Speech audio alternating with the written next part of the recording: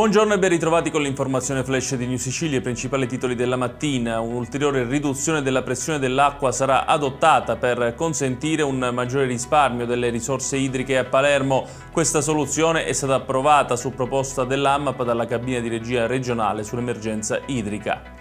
E a proposito di siccità, è partita la nave cisterna Ticino della Marina Militare da Augusta verso Licata, contenente ben 1200 metri cubi di acqua che permetteranno di intervenire nella situazione di emergenza idrica nell'area di Gela e dell'Agrigentino.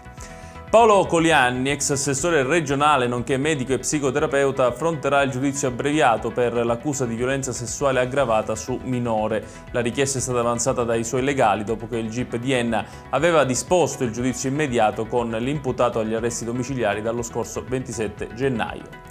Saranno necessari esami approfonditi per comprendere le cause della morte di Giuliana Faraci, la quarantenne deceduta il 22 luglio dopo aver cenato in un ristorante con due amiche. Ieri pomeriggio è stata eseguita l'autopsia sul corpo della donna, si indaga adesso per omicidio colposo.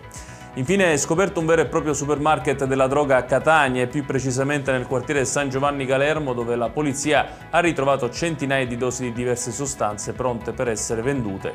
Ed è tutto per questa edizione, tutti i dettagli su queste notizie li trovate come sempre sul nostro sito www.newsicilia.it. Grazie per averci seguiti, arrivederci.